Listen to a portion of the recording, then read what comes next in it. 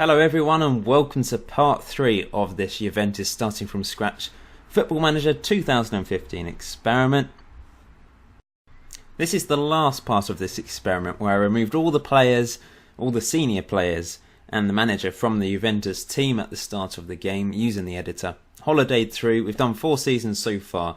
They got relegated in the first season, promoted in the second season back up to Serie A, and since then they've been mid-table. So the question is, will they be able to recover and dominate in Italy again? I'm going to holiday a few seasons and we'll look at the end of that period to see how they've done over those few seasons, see if they have recovered and see the money they've spent to try and recover, if the case may be. Okay, so I've holidayed up to 2021, that's 3 more seasons. If they can't recover in that time, then from this point onwards there'll be other impacts on them that may help them, like a takeover and that sort of thing. So I'm thinking that's probably far enough to go for the experience. What we did with PSG, they recovered in that time quite easily. How have Juventus done? 4th this season. So over the past 3 years, they actually dropped down to 10th in the 2018-19 season. Then last season they finished 6th, and this season they finished 4th, which is a slight improvement. 4-star reputation, it's gone back up half a star. Secure finances, they've got Bogdan Lobant in charge, a Romanian. Let's look at their managers. They've had 4 in the entire time that we've been doing this experiment, which isn't bad, I guess. Ogbana is still at the club, he's their vice-captain. Van Dijk is still their captain, we saw it in the last video. Let's look at this season then. Inter won it, we've had a few different winners, Sampdoria, Napoli, Roma and Inter, the last 4 winners. But Juventus down in 4th, still quite a way off the pace, 13 points off the pace, just about finishing ahead of Atlanta, 3 points ahead for that 4th place. Let's see how much they've spent over the past 3 years then. So 3 years ago they only spent 350k and sold £9 million worth of players. And the season afterwards they spent 6.3 million and also sold 5.25 million, so not a massive net amount there either. And then this season, they spent big, 78.75 million spent to try and, I guess, get back on top. But they only finished 4th after spending that amount of money, which is a lot of money nowadays in Italy to spend. Carlos Fernandez was their top player, 25-year-old Spaniard, who looks pretty good, but that's a lot of money to spend. A few other big signings there as well. So this is the squad. Let's have a quick look to see how they've done. Top goal scorers, Carlos Fernandez, their big money signing. He had to do that really, didn't he? The amount of money they spent on him. Top average rating was Mario Otelado with a 7.48. Okay, let's look at Italy as a whole. They're now 11th in the world. They have dropped off a bit. They were up to 5th at one point. But let's look at the club list, see where Juventus are now. They're actually all the way down there, below Palermo, Udinese.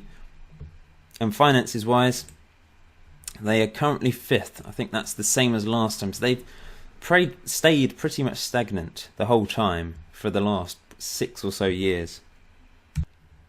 In Europe, they will be quite far down the list, I guess. Whereabouts are they? May have gone past them. Top 2 clubs at the moment are Real Madrid and Bayern Munich. Finances wise, they're probably a bit higher up. They were 25th last time. They've gone up to 23rd. They've gone up 2 places. Arsenal and Chelsea, Man United, Man City, all 4 English teams at the top of that list there. Tottenham and Liverpool also up there. Wow, crazy. Last 3 winners, Chelsea, Liverpool and Man City in the Premier League. And the recent winners of La Liga, it's just been Barcelona and Real Madrid dominating, as you'd probably expect. These are the recent winners of the Champions League. We've seen Bayern, United, Schalke, Man United, Real Madrid and Barcelona winning it. Inter did get to the final, the only Italian team in there. We'll just look at some of the ex-Juventus players. Paul Pogba is now 28, still at PSG. Sorry if you've commented on episode 1 and 2 asking to see certain players, because I've actually recorded this in one big bunch, meaning I won't be able to take any requests for that sort of thing. I've just gone for the big name players, I guess, to see where they are out of interest, like Pogba, Arturo Vidal, just those sort of players. Vidal is still at Man United at the age of 34. Just thought I'd look at a couple of the older players. Pirlo's actually retired, but Buffon's still in the game. He's the goalkeeping, under-20s goalkeeping coach for Modena. Bit of a random role there. I think we'll end the series with that, really. Thanks for watching, guys. It's been interesting. Juventus haven't fully recovered. Maybe if we did holiday a bit further, they would eventually finish first. But they didn't recover as quickly as PSG, and they may never recover, like PSG did. If there's any more teams you'd like me to do, put them in the comments section below. I'm not sure how interested you are in these sort of experiments. I can do more than one team. That's what I did back in November and December. I could do a couple teams or a whole division, I guess, or maybe just half a division, or the top 6 teams from the Premier League could be interesting, I guess, to see what the other teams do when those 6 teams have their money removed.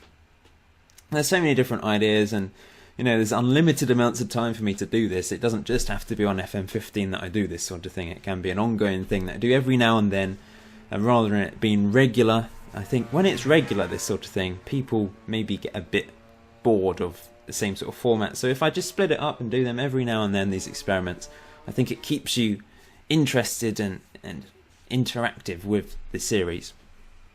Thanks for watching though, guys. Please leave a like for this video, for the series, and have a great day, have a great week. See you soon, guys.